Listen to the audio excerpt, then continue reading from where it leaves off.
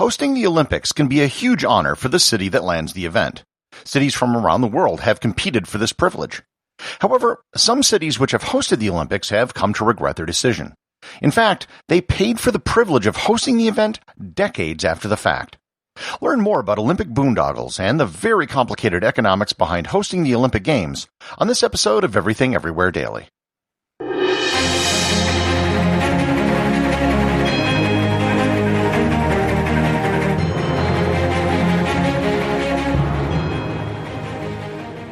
This episode is sponsored by the Travel Photography Academy.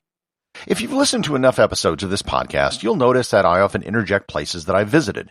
That's because I spent over 10 years of my life traveling around the world almost nonstop. During that time, I went from being a complete novice in photography to winning almost every major travel photography prize in North America. When I learned how to do travel photography, I had to do it the hard way. It took years of time and lots of travel. That's why I created the Travel Photography Academy, so you can learn from me in much less time, spending much less money. It's an online video course which I shot on location in France, Spain, and the United States, and I cover everything you need to improve your travel photography. So, if you want to take your photography to the next level and get better photos on your next trip, visit travelphotographyacademy.com or click on the link in the show notes. The modern Olympics have changed and evolved radically since its inception. The first modern Olympics in Athens in 1896 only had 241 athletes from 14 countries. There were 43 events in 9 sports. It was about the size of a high school track meet with a few more events. By comparison, the 2020 Olympics in Tokyo had 11,656 athletes from 206 countries, and there were 339 events in 33 sports. As the Olympics have grown, everything surrounding the Games has changed, including the process for how a host city is selected and reasons for why a city might want to host it. The first Olympics was basically given to Athens by default. Because the goal of the modern Olympics was to revive the ancient Games, which were always held in Greece, Athens was the natural and only choice. The 1900 Olympics were held in Paris. Again, there really wasn't much competition for the location. The Olympics still weren't really that big of a deal, and the head of the International Olympic Committee, Pierre de Coubertin, was French, and most importantly, Paris was hosting the 1900 World's Fair. By hosting the Olympics alongside the World's Fair, there really wasn't that much additional expense for the city.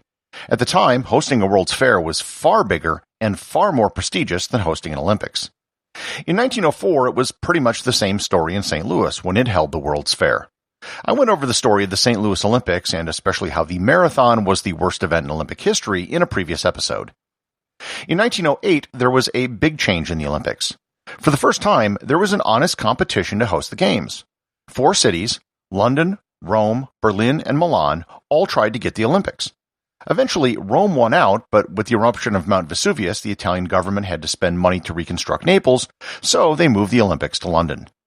1908 also marked a huge growth in the Olympics.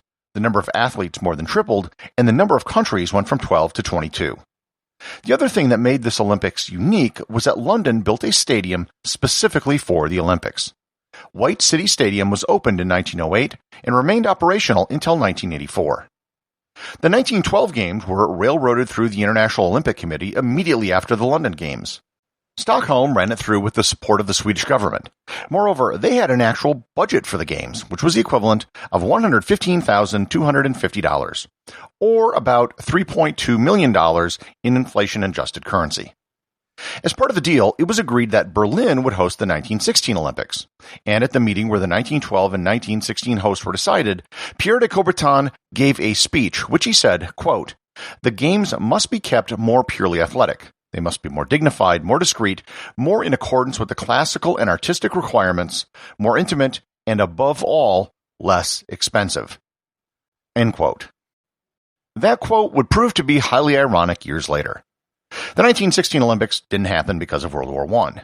The 1920 Games saw the most cities ever to compete to become an Olympic host, which was a reflection of the increased status of the Olympics.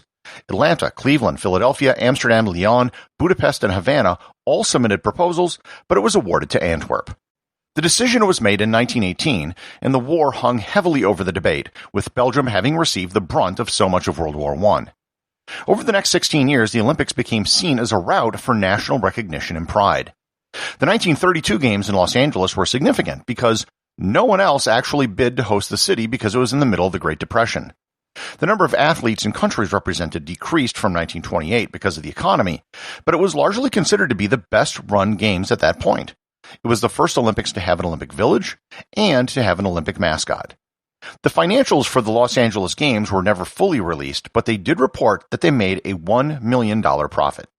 The 1936 Olympics were famously held in Berlin, and Hitler wanted to use the Games to show the superiority of his system of government to the rest of the world. The Nazi government spent an estimated $30 million, which was considerably more than any previous Olympic host ever spent. After the Second World War, the first several Olympics were pretty subdued affairs, at least relative to what they would later become. When things really started to change was the 1960s. There were several factors that radically changed the hosting of the Olympics. Television meant that more people were able to watch the competitions as they occurred, rather than just hear results after the fact, and they had advertising money. Jet aircraft meant that more people could attend the games, and an improving global economy meant there was more money to go around and more money at stake. The 1960 Winter Olympics in Squaw Valley, California set a record with an $80 million budget, with cost overruns. The 1964 Olympics in Tokyo was budgeted for $72 million, but ended up costing several times more. 1968 Mexico City had a budget of $172 million, and it too ran over substantially. Up until this point, the Olympics were certainly getting more expensive to host, but there wasn't any wide-scale backlash at hosting an Olympic Games due to cost yet. Where things started to get out of hand was 1976 in Montreal. The original budget for the 1976 Games was $207 million Canadian dollars. The final cost was $1.4 billion, or $6.5 billion in inflation-adjusted U.S. dollars today. A 720% cost overrun. The city of Montreal had to issue debt to pay for the games, which took them 30 years to pay off. The stadium was supposed to have a retractable roof, which never properly worked. It was supposed to be used for the Montreal Expos, but it was a horrible stadium, and that was a big reason why the team ended up leaving. In 1980 in Moscow was a similar story. It probably cost more than Montreal, but Soviet budgets weren't really available for public browsing. The 1984 Olympics in Los Angeles were significant for one overwhelming reason. It actually turned a $250 million profit, the biggest profit since the 1932 Games, also in Los Angeles. They pulled this off because, like in 1932, they were the only city to submit a proposal, so they had more room to negotiate with the International Olympic Committee, and because they didn't really have to build anything. Plus, they had record television revenues and loads of marketing deals. As the Olympics began getting more and more expensive, the demands put on cities by the International Olympic Committees became greater and greater, which meant higher and higher costs. Some host cities were able to make it work. Barcelona in 1992 spent a lot of money hosting the Olympics, but 85% of it went towards general infrastructure improvements, which didn't have anything to do with sporting venues. It really was the beginning of Barcelona becoming a top-tier world city. Likewise, Sydney managed to make its Olympic Park area a vibrant community after the Games were over. After the 1998 Games in Seoul, the number of bids from developing countries dramatically increased. They saw it as a way to increase the prestige in the world. The International Olympic Committee began accepting proposals from cities with the most elaborate and expensive proposals.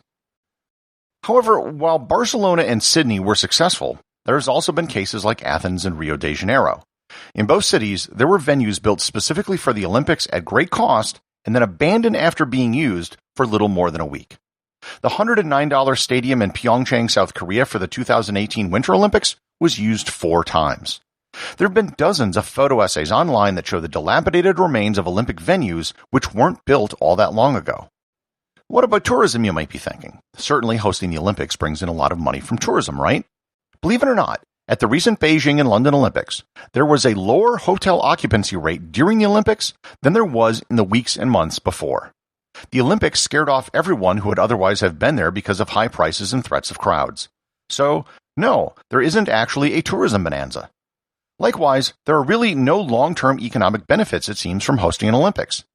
Greece had a severe economic crisis after their games, and likewise, not much has happened in Rio de Janeiro afterwards either. The costs of hosting an Olympics have also gone from high to outrageous. The Beijing Olympics is estimated to have cost $44 billion, and the gold medalist for Olympic budgets was the 2014 Sochi Winter Olympics in Russia, which cost $51 billion. Even London went $15 over budget in 2012. The rising cost of hosting an Olympic Games, the increased demands from the International Olympic Committee, and the small economic advantages to even hosting the event have created backlashes against cities that submit proposals. Every year since 2004, the number of cities submitting proposals to host an Olympics has gone down. Boston, Chicago, Calgary, Krakow, Stockholm, Oslo, and Hamburg, and several other cities had citizen backlashes to their proposals, which resulted in them withdrawing their bids. When it came time to select a host for the 2024 Olympics, only 2 cities had proposals, Paris and Los Angeles, and it looked like there might be no proposals for cities for 2028. So the IOC just gave Paris 2024 and Los Angeles 2028. Likewise, they just announced Brisbane would get the Summer Games in 2032, again because no one else bothered to put in a bid. The Olympic Games are facing a huge problem when no one wants to host the Games anymore. There have been several solutions for solving this problem. One solution is to have permanent Olympic sites. Select one in Europe, one in Asia, one in North America for both summer and winter games, and then rotate them. Then every 16 years, the Games could go to a brand new city which would only have to host it once. The reason why Los Angeles can so easily host the Games is that everything is already there. They have plenty of professional and collegiate sports venues already, dormitories on college campuses for Olympic villages, and plenty of transportation and hotel rooms. Likewise, cities like Paris, London, Beijing, and Tokyo, who have already hosted Olympic Games, already have everything built. Another solution would be to not host the Games in a single city. Allow them to be spread over multiple cities in the same country or region. There's a bid for the 2030 Winter Games which proposes that events be held in Barcelona and throughout the Pyrenees in Spain, France, and Andorra.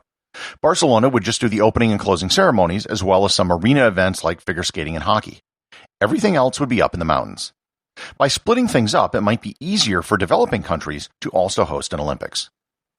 Whatever the solution is, the International Olympic Committee is going to have to do something. Else they run the real risk of having an Olympic Games someday without a city to host it. The associate producers of Everything Everywhere Daily are Peter Bennett and Thor Thomsen. If you'd like to support the show, please join the list of patrons over at patreon.com. And also remember, if you leave a review or send me a question, you too can have it read on the show.